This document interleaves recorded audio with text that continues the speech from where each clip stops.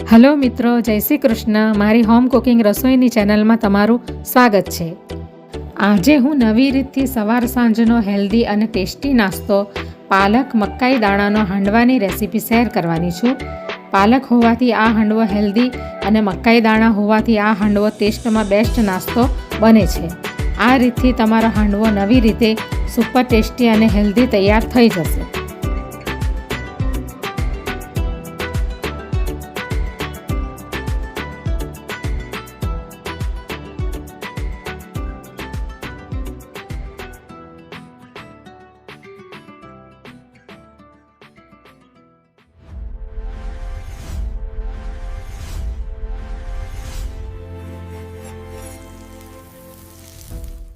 તો આજે હું પાલક અને મકાઈના હાંડવાની રેસીપી શેર કરવાની છું, જે વેજીટેબલથી ભરપૂર છે અને ખાવામાં એકદમ ટેસ્ટી અને હેલ્ધી છે.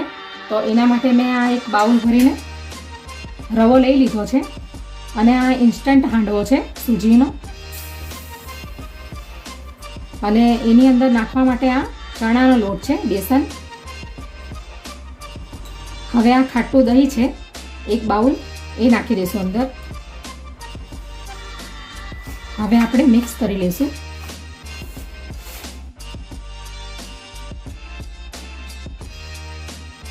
હવે આપણે એની અંદર પાણી નાખશું જોઈતા પ્રમાણમાં.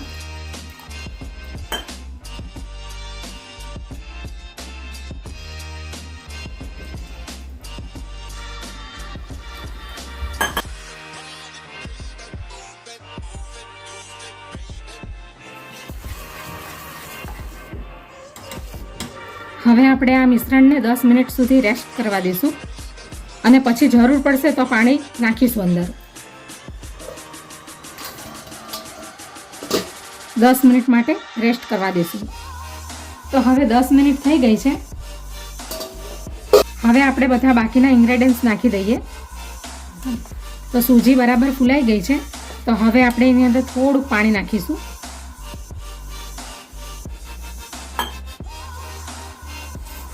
તો આ ટાઈપનું આપણે બેટર તૈયાર કરી લઈશું.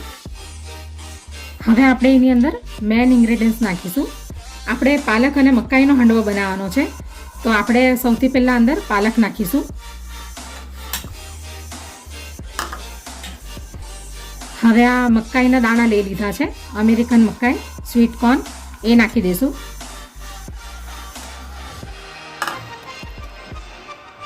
હવે હાંડવાનો લુક સારો આવે, કલરિંગ, એના માટે આ ગાજર લીધું છે અડધું, એ નાખી દઈશું, છીણેલું ગાજર. હવે આ અડધી વાટકી જેટલા લીલા વટાણા લીધા છે, એ પણ અંદર નાખી દઈશું. અડધી મુઠ્ઠી કોથમીર નાખી દઈશું, લીલા ધાણા. આદુ અને મરચાંની પેસ્ટ છે. હવે આપણે આ મસાલા નાખી દઈશું. તો આ 1 ચમચી કાશ્મીરી લાલ મરચું છે અને અડધી ચમચી હળદર છે. આ અડધી ચમચી ગરમ મસાલો છે અને અડધી ચમચી ચાટ મસાલો છે અને આ ધાણા જીરું પાવડર છે 1 ચમચી. એ બધું આપણે એની અંદર નાખી દઈશું. હવે અડધી ચમચી જીરું નાખીશું. 1 ચમચી આપણે સફેદ તલ નાખીશું અંદર. અને થોડો ખાટો મીઠો ટેસ્ટ આવે એના માટે આપણે આ 1 ચમચી ગોળનો પાવડર નાખીશું. તમારે ખાંડ નાખવી હોય તો તમે ખાંડ નાખી શકો. અડધી ચમચી આપણે અંદર હિંગ નાખીશું. હવે આપણે મિક્સ કરી લઈશું.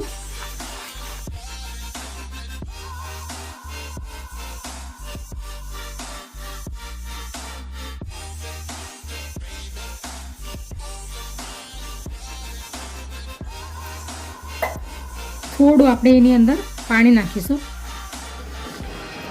2 ચમચી જેટલું. તો હાંડવાનું બેટર આ ટાઈપનું રાખીશું આપણે. તો હવે હાંડવાનું મિશ્રણ તૈયાર થઈ ગયું છે. તો હવે આપણે એની અંદર આ નાની ચમચી છે એટલે 2 ચમચી જેટલો આપણે ઈનો નાખીશું. હવે આપણે ઈનોને એક્ટિવ કરવા માટે ઉપર થોડું લીંબુ નાખીશું, અડધું. હવે આપણે મિક્સ કરી લઈશું બરાબર.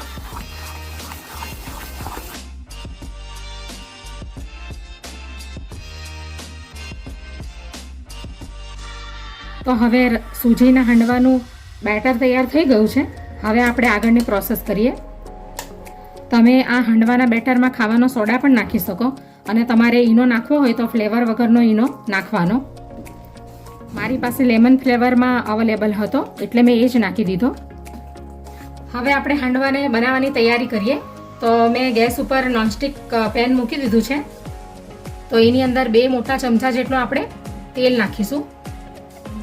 આ તલનું તેલ છે, તમારે કોઈ પણ તેલ યુઝ કરવું હોય તો તમે નાખી શકો. હવે આપણે નોનસ્ટિક પેનમાં તેલ નાખી દીધું છે. હવે આપણે 1 ચમચી રાઈ નાખીશું. રાઈ ક્રેક થાય એટલે પછી આપણે એની અંદર તલ નાખી દઈશું.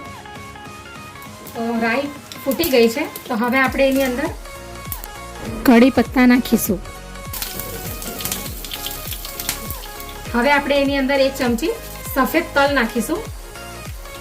હવે આપણે આ હાંડવાનું બેટર અંદર નાખી દઈશું.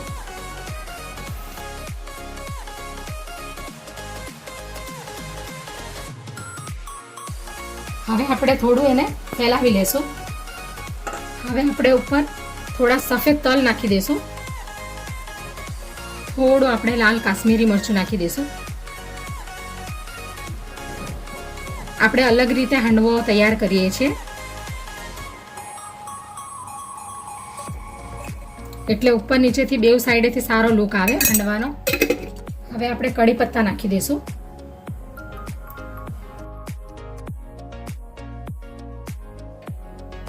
હવે આપણે હાંડવાના મિશ્રણને 20 થી 25 મિનિટ સુધી કૂક થવા દઈશું ધીમા તાપે. તો હવે આપણે જોઈ લઈએ. 20 થી 25 મિનિટ થઈ ગઈ છે.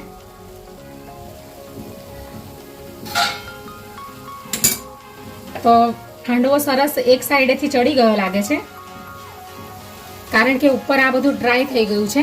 આ ઉપર ડ્રાય થઈ જાય ને એટલે સમજી લેવું કે નીચેથી બરાબર કૂક થઈ ગયો છે. હવે આપણે એને બીજી સાઈડે પલટાવી દઈશું.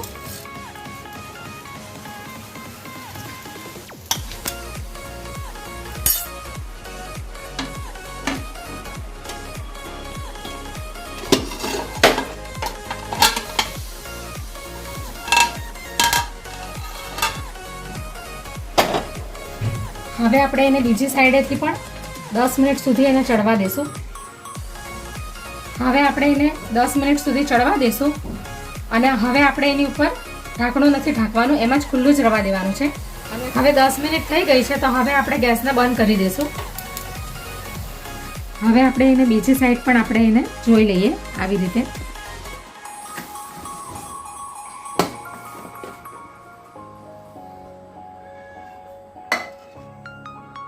તો બીજી સાઈડેથી પણ હાંડવો એકદમ બરાબર કૂક થઈ ગયો છે. એકદમ ક્રિસ્પી અને એકદમ ક્રન્ચી બન્યો છે.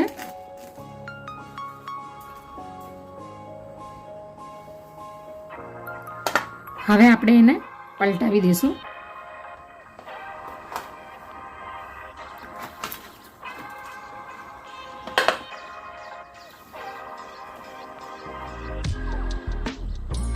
તો ગરમા ગરમ મકાઈ અને પાલકનો હાંડવો રેડી થઈ ગયો છે. હવે આપણે એને કટ કરીને જોઈ લઈએ.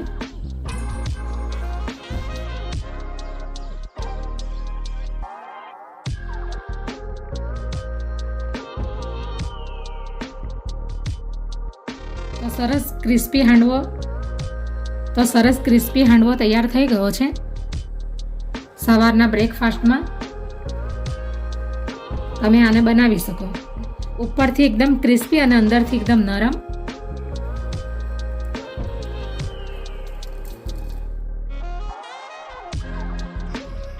તમે આ હાંડવાને તમે ચટણીની સાથે, સોસની સાથે પણ તમે એને ખાઈ શકો. તો તૈયાર છે મકાઈ અને પાલકનો હાંડવો.